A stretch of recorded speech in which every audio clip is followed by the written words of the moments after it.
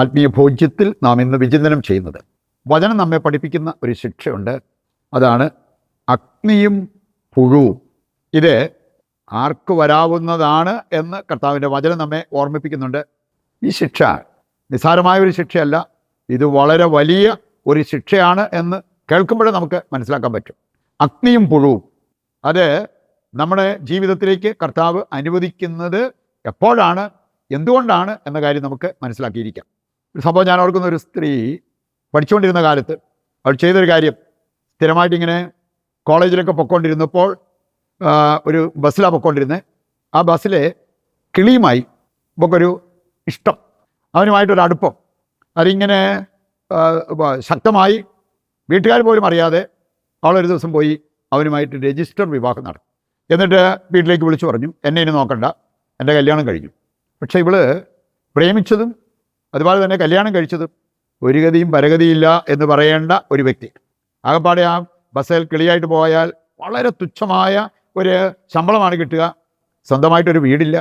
അങ്ങനെയുള്ളവൻ ഒരു വീട് അല്ലെ വാടകയ്ക്കെടുത്ത് പിന്നെ ഇവർക്ക് വേണ്ട ഭക്ഷണമൊക്കെ ഉണ്ടാക്കി മുമ്പോട്ട് പോകണമെങ്കിൽ വളരെ വളരെ ബുദ്ധിമുട്ടുള്ളൊരു കാര്യം.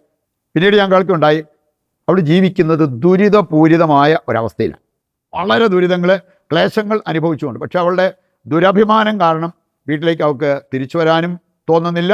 അവൾ ആ ഒരു വിഷമം പിടിച്ച ഒരു അവസ്ഥയിൽ അവളുടെ ജീവിതം മുമ്പോട്ട് നയിക്കുകയായിരുന്നു എന്നുള്ളത് ഞാൻ കേട്ട ഒരു യാഥാർത്ഥ്യമാണ്. നമുക്കിതുപോലെ ചില ദുരിതപൂരിതമായ അവസ്ഥകളിലേക്ക് വഴുതി വീഴുന്ന സാഹചര്യങ്ങളുണ്ടാകാം. ഇതുപോലത്തെ ചില ശിക്ഷ നമ്മൾ ഏറ്റെടുക്കേണ്ടതായിട്ട് വന്നേക്കാം. എന്തുകൊണ്ട്? കർത്താവിൻ്റെ വചനം കൃത്യമായിട്ട് നമ്മെ പഠിപ്പിക്കുന്ന കാര്യമാണ്. ആദ്യമായിട്ട് ഇതുമായി ബന്ധപ്പെടുത്തി നമുക്ക് കാണാവുന്നൊരു കാര്യം, ആരുടെ മേലാണ് പുഴുവും അഗ്നിയും ശിക്ഷയായി ഇറങ്ങി വരിക എന്നുള്ളത് കർത്താവിൻ്റെ വചനം നമ്മെ പഠിപ്പിക്കുന്നുണ്ട്. പ്രഭാഷകൻ 7:17, പ്രഭാഷകൻ്റെ പുസ്തകം 7:17 നമ്മൾ വായിക്കുന്നത്, അധർമ്മിക്ക് ശിക്ഷ അഗ്നിയും പുഴുവും. അധർമ്മി, നാം ഈ അധർമ്മം വിതച്ചാൽ അനർത്ഥം കൊയ്യേണ്ടി വരും. കർത്താവിൻ്റെ വചനം പഠിപ്പിക്കുന്നുണ്ട്. അധർമ്മിയുടെ തലമുറയ്ക്ക് ഭീകരനാശം സംഭവിക്കും. ജ്ഞാനം 3:19 വായിച്ചാൽ അവിടെ പറഞ്ഞിരിക്കുന്നത്, അധർമ്മിക്ക് പറഞ്ഞിരിക്കുന്ന ശിക്ഷയാണ് അഗ്നിയും പുഴുവും എന്നുള്ളത് ഈ ഒരു വചനഭാഗം നമ്മെ ഓർമ്മിപ്പിക്കുന്നുണ്ട്. മർക്കോസ് 9:48 വായിക്കുമ്പോൾ നരകത്തെക്കുറിച്ചൊരു സൂചന അവിടെയുണ്ട്. കടാത്ത തീ, ചാകാത്ത പുഴു. ഇനി അങ്ങനെ ഒരു അവസ്ഥയിൽ ചെന്ന് പെടാതിരിക്കാൻ നീ ചെയ്യേണ്ടത്, നിൻ്റെ വലതുകരം പാപഹേതുവാകുന്നു, വെട്ടിക്കളഞ്ഞു. കണ്ണ് പാപഹേതുവാകുന്നു, ചുഴന്നെടുത്ത് വലിച്ചെറിഞ്ഞു. ശരീരത്തിൻ്റെ ഒരു അവയവം നഷ്ടപ്പെട്ടാലും നമ്മുടെ ആത്മാവ് നരകത്തിൽ കിടക്കാതിരിക്കുന്നതാണ് ഉചിതം എന്നുള്ളത് വചനഭാഗം നമ്മെ ഓർമ്മിപ്പിക്കുന്നുണ്ട്. എത്രമാത്രം നമ്മുടെ ജീവിതത്തിൽ നമ്മുടെ ആത്മാവിനെ രക്ഷിക്കാൻ നമ്മൾ ശ്രദ്ധാലുക്കളായിരിക്കണം. ശരീരം പറയുന്നതനുസരിച്ച് ശരീരസുഖത്തിന് വേണ്ടി ജീവിച്ച് ആത്മനാശം സംഭവിക്കരുത് എന്നുള്ളത് ഈ വചനഭാഗം നമ്മെ പഠിപ്പിക്കുന്ന. ഉൽപ്പത്തി 19 24 വചനം എടുക്കുമ്പോൾ സോദോമിൻ്റെ കാര്യം അവിടെ പറഞ്ഞിട്ടുണ്ട്. അവിടെ എന്തൊക്കെയാണ് ഇറങ്ങിയത്? അവിടെ തീയും ഗന്ധകവും അതിറങ്ങി ആ ദേശം കംപ്ലീറ്റ് നശിക്കുന്നതിനെക്കുറിച്ച് ഈ അധ്യായത്തിൽ നമുക്ക് കാണാൻ പറ്റും. എന്തായിരുന്നു അതിൻ്റെ കാരണം? എസെക്കിയേൽ 16:49 വായിച്ചാൽ അവരുടെ അഹങ്കാരം, പ്രൗഢി, അതുപോലെ തന്നെ അവർ മറ്റുള്ളവരെ കഴിവിനൊത്ത് സഹായിക്കാൻ അവർ മനസ്സ് കാണിച്ചില്ല. അങ്ങനെയുള്ള കുറച്ച് കാര്യങ്ങളാണ് ഈ അധ്യായത്തിൽ സോദോം ഗൊമോറയുടെ പാപമായിട്ട് എടുത്തു കാണിച്ചിരിക്കുന്നത്. നമുക്ക് രണ്ടാമതായിട്ട്, അനുദപിക്കാതിരുന്ന ചിലരെ, അവർക്ക് തെറ്റുപറ്റിയെന്ന് മനസ്സിലായി, അവർക്ക് വാണിംഗ് കിട്ടി, ശിക്ഷ കിട്ടി, ഇതെല്ലാം കിട്ടിയിട്ടും അനുദപിക്കാതിരുന്ന വ്യക്തികളെക്കുറിച്ച് കാണാൻ പറ്റും. അവർ അവസാനം ചെന്നെത്തിയത് ഈ തീയും പുഴുവും ആയിട്ടുള്ള അവസ്ഥയിലാണ് എന്നുള്ളത് നമുക്ക് കാണാൻ പറ്റും. അതിലൊരു വ്യക്തിയാണ് അന്തിയോക്കസ്. ഇതറിയാൻ 2 മക്കബായർ 9 എന്ന് വായിച്ചാൽ മതി. ഒന്നിനു പുറകെ ഒന്നായിട്ട് അനർത്ഥങ്ങൾ, ഇത് യുദ്ധത്തിൽ പരാജയം, ശാരീരിക രോഗങ്ങൾ, ഇതെല്ലാം വന്നു. പക്ഷേ അതൊന്നും അനുദപിക്കുന്നതിന് ഒരു കാരണമാക്കാതെ അഹങ്കാരത്തിൽ തുടരുന്ന അന്തിയോക്കസിനെ കാണാൻ പറ്റും. അവസാനം അവന് പുഴുവും അതുപോലെ തന്നെ അഗ്നിയും അവന് ശിക്ഷയായിട്ട് കിട്ടുന്നത് നമുക്ക് ഈ അധ്യായം വായിക്കുമ്പോൾ കാണാൻ പറ്റും. ജീവിച്ചിരിക്കെ അവൻ്റെ ശരീരം പുഴുവരിച്ചു എന്നാണ് അവിടെ പറഞ്ഞിരിക്കുന്നത്.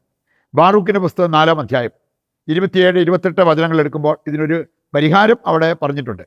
തെറ്റുപറ്റിയെങ്കിൽ, ശിക്ഷയ്ക്ക് നമ്മൾ അർഹരായെങ്കിൽ 10 ഇരട്ടി ഉത്സാഹത്തോടെ കർത്താവിൻ്റെ പക്കലേക്ക് തിരികെ വരണം. പാപം ചെയ്യാൻ കാണിച്ചതിൻ്റെ 10 ഇരട്ടി ഉത്സാഹം അനുദപിക്കാൻ നമ്മൾ കാണിക്കണം. അങ്ങനെയുള്ളവർക്ക് രക്ഷപ്പെടാൻ പറ്റും എന്നുള്ളത് ഈ വചനഭാഗം നമ്മെ പഠിപ്പിക്കുന്നുണ്ട്. പ്രഭാഷകന്റെ പുസ്തകം 17:24 വായിച്ചാൽ, പശ്ചാത്തപിക്കുന്നവർക്ക് തിരിച്ചു വരാൻ കർത്താവ് അവസരം നൽകും. അനുദപിക്കാതെ ധിക്കാരം തുടരുകയാണെങ്കിൽ വാളിനിരയായിത്തീരും. പശ്ചാത്തപിക്കുന്ന പാപികൾക്ക് അവരുടെ ജീവിതം വീണ്ടെടുക്കാൻ സാധിക്കും എന്ന് വചനം പഠിപ്പിക്കാൻ. പ്രഭാഷകൻ 20:3 വചനം കൂടി എടുത്താലോ, കുറ്റം ഏറ്റുപറയുന്നവന് ശിക്ഷ ഒഴിഞ്ഞു കിട്ടും. പകരം ന്യായീകരണമാണ് അല്ലെങ്കിൽ നിഷേധിക്കലാണ് നമ്മൾ നടത്തുന്നത് എങ്കിൽ ശിക്ഷിക്കപ്പെടും എന്നുള്ളതാണ് ഈ വചനഭാഗം നമ്മെ ഓർമ്മിപ്പിക്കുക. മൂന്നാമതായിട്ട് നമ്മൾ മനസ്സിലാക്കിയിരിക്കേണ്ടത്, അനുസരിക്കാത്തവൻ്റെ സമ്പത്തും അതുപോലെ തന്നെ ജീവിതവും പുഴുവരിക്കും എന്നുള്ള ആ ഒരു യാഥാർത്ഥ്യം. 2 ദിനവൃത്താന്തം 26:16 മുതൽ വായിക്കുമ്പോൾ അനുസരണക്കേട് കാണിച്ച ഉസിയായെ അവിടെ കാണാൻ പറ്റും. എന്താ സംഭവിച്ചത്? അവൻ്റെ നെറ്റിയിൽ ഒരു കുഷ്ഠം പ്രത്യക്ഷപ്പെട്ടു. അവസാനം അവനും ഇതുപോലെ പുഴുവരിക്കുന്ന ആ ഒരവസ്ഥയിലേക്ക് അവൻ്റെ ജീവിതം തരം താഴ്ത്തപ്പെട്ടതായിട്ട് നമുക്ക് കാണാൻ പറ്റും.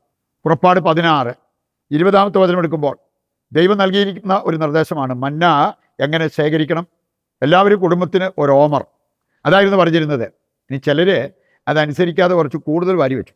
ഇന്നത്തേക്കുള്ളത് മാത്രം മതി, നാളത്തേക്ക് വേണ്ട, നാളത്തേക്ക് ദൈവം തരും എന്ന് പറഞ്ഞെങ്കിലും ചിലർക്കത് വിശ്വസിക്കാൻ പറ്റിയില്ല. അതുകൊണ്ട് അവർക്കൊരു സെക്യൂരിറ്റി ഫീലിംഗ് ഉണ്ടാകാൻ വേണ്ടി കുറച്ച് കൂടുതൽ വാരി അത് സൂക്ഷിച്ചു വെച്ചു. എന്താ സംഭവിച്ചത്? അതെല്ലാം പുഴുവരിച്ചു.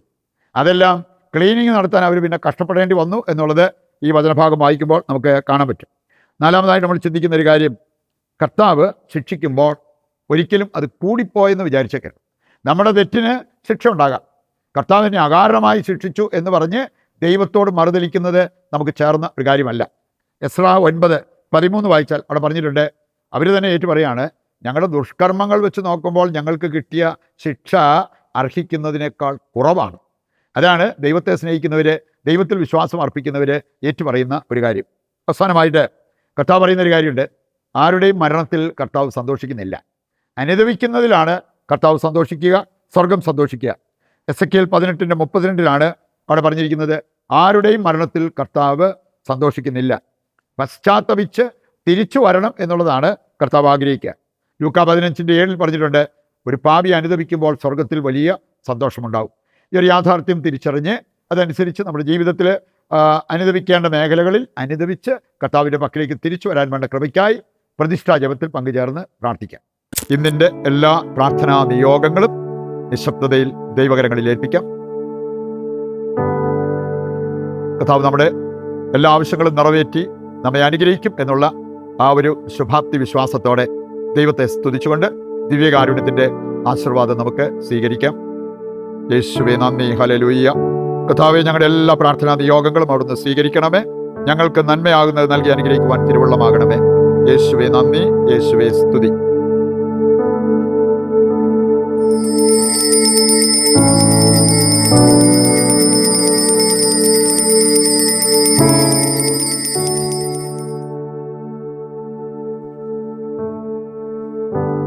മറ്റൊരു എപ്പിസോഡുമായി നാളെ വീണ്ടും നമുക്ക് ഒന്നിക്കാം. ദൈവം നിങ്ങളെ സമർത്ഥമായി അനുഗ്രഹിക്കട്ടെ.